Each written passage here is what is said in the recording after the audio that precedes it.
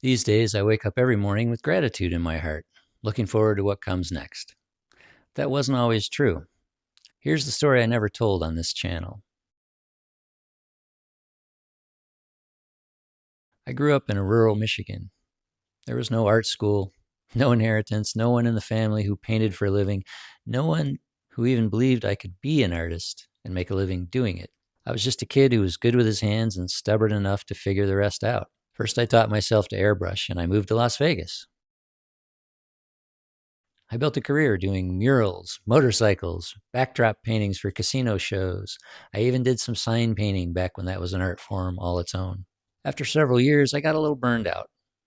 I had my share of fun in those years as a young man, but I wanted to change. I also got tired of doing other people's designs. I wanted to do my own work. I wanted to switch from commercial art to fine art. So, naturally, I bought a small RV, and I spent 4 years driving around the country, just me and my dog. Here's an old photo I found of the camper that I spent 4 years traveling around the country in. In this photo, which was probably taken in the early 90s, I had returned to Michigan to visit my sweet grandmother, and if you look close, you can see my dog T-Bone down in the lower part of the image. He traveled with me for the first 4 years of his life, and I had him for, I think he lived to be 14 years old. I parked wherever I wanted, usually in the national forest, and this is when I began teaching myself to paint in oils. I'd ride my dirt bike into the woods for inspiration and to practice plein air painting in the landscape. Now, this was before cell phones and the internet were really a thing, so I would call my mother from a payphone every once in a while just to let her know I was still alive. Eventually, I settled in Arizona. I opened a studio gallery in Jerome, a small art town not far from Sedona, and I ran that gallery for nearly 23 years. I didn't just paint, though. I built the interior walls of the studio. I was the maintenance man for that building. I built the website. I wrote articles for publicity, which I submitted to newspapers and magazines. I handled the shipping, the framing, the customers. I entered shows, and I won awards. And I had to paint at a high level consistently, whether I felt like it or not. And then, in the evenings, I taught myself investing. And within a few years, I earned a formal certification as an angel investor. I have the letter somewhere from the lawyer. I retired at 57 years old. Most men who knew me then would have told you I was the last guy who'd ever end up broke. Before Portugal, there was a marriage. My second marriage, actually. The first one ended in my late 20s.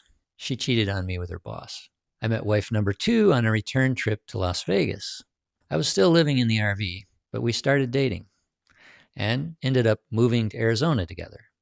I opened the gallery, and we built a life for 20 years. 4 years living together, then the ring, then the house, and the next 15 years were me upgrading that house with my own 2 hands. I fixed our cars, too, back when you could still do that. I was the builder, the fixer, the romantic. I tried to do everything possible to give us a good life. When she turned 50, her doctor took her off the pill and offered her nothing to replace it. No hormone therapy, nothing. And that was kind of the beginning of the end. She gained a lot of weight and started drinking. And I knew what I was seeing. The self-medication with food and alcohol were symptoms. I asked her to consider therapy. She refused. The woman I was looking at was not the woman I married. Not even close. And look, I played my part too. I wasn't perfect, and it's not easy living with an artist. I don't blame everything on the menopause. People change. It's normal. That's life. But sometimes they transform so completely that you're no longer compatible. And that doesn't make either of us bad or wrong, just different. I had a choice to make. I could stay and watch both of us spiral because neither of us were really happy. Or I could do the hard thing. So I made a plan. I helped her get back to her family in the Midwest with people who love her, where she could figure it out. We sold the house and we set each other free.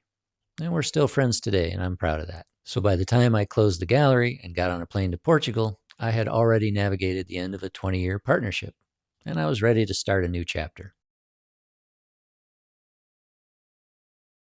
I chose to start anew in Portugal. I thought it would be a great home base for exploring Europe. I crafted a plan to build a short-term rental empire. I put down a deposit on a condo in the Algarve. the first of several rental units I planned to buy in the first year or so. It was a good plan. It would have worked too, but I made one devastating mistake. I parked most of my money in an international company that made transfers easy and was paying a healthy dividend. It made sense at the time. It was a transitional arrangement while I was moving from one country to another. Unfortunately, my timing was horrible. Shortly after I moved, the owner committed fraud. He lost everyone's money, including mine. He's now doing 12 years in prison, but that doesn't get my money back. Over $1 million. Gone. Here's what they don't tell you about losing a lifetime of financial gain at the age of 60. It's not just the money, which is a devastating loss because of the fact that you don't have another 40 years to rebuild, nor the energy to do it like you did before. Equally bad is the invisibility. I had run a successful gallery for 23 years. I built my investing portfolio from scratch. I made my own way my entire life with no safety net. I answered to no man. And nobody saw any of that. All anyone saw was a broke artist in his 60s in a foreign country. And a man like that gets precious little respect. And that, almost more than the money, is what hit the hardest.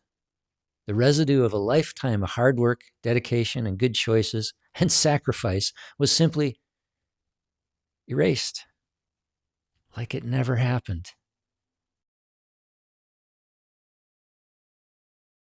For about 3 months after losing my life savings, I would wake up from dreaming and feel this dark cloud settling back over me. Dreamtime was my only escape. My waking life was still a nightmare. I had to default on the condo deal. I didn't know how I was going to get through the next year of just paying basic bills. I'm not going to dwell on this. I'll just say it plainly. There were mornings where I seriously considered not continuing. A couple of mornings I came very close. What got me out of bed most days, and eventually, was the studio, the painting, my art. A few small commissions trickled in. One gallery in the US still carried my work. And slowly, very slowly, I started to think, maybe my life isn't over after all. About this time, I started dating a new woman. She was beautiful, very affectionate. She made me feel like a king. Yeah, I know. The irony's not lost on me. 6 months in, she suggested I move in with her.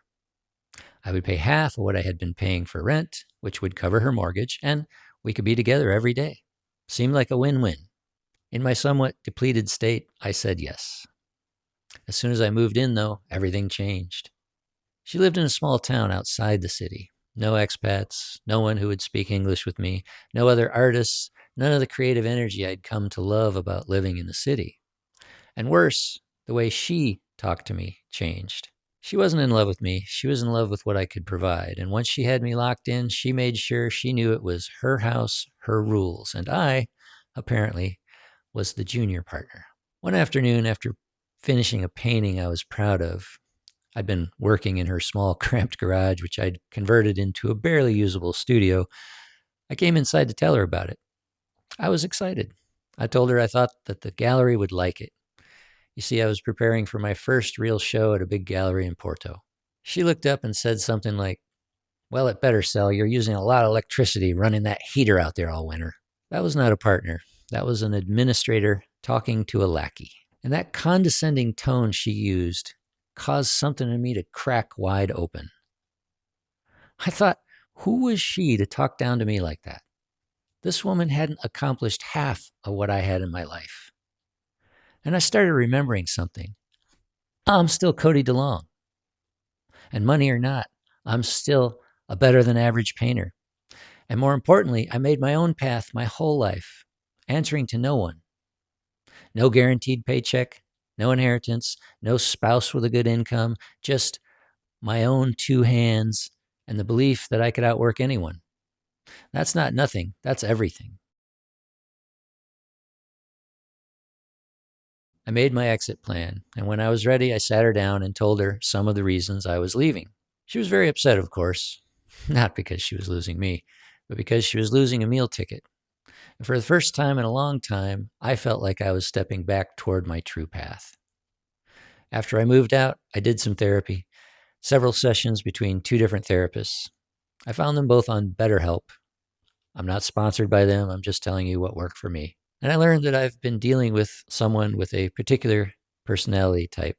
I'm not going to use that word here because it's grossly overused today, but I can say she was a textbook example. But I also learned something else too, that I was a chronic giver, generous by nature and always trying to lift people up. And that kind of man, if he isn't careful, can become a target because he'll override his own needs just to keep the peace. I also learned that my hopeless romantic identity wasn't the virtue I thought it was. I used to wear it like a badge of honor. The truth, women don't care about your struggles or your gestures of affection all that much. They fall in love with a man who creates a life that they want to be a part of.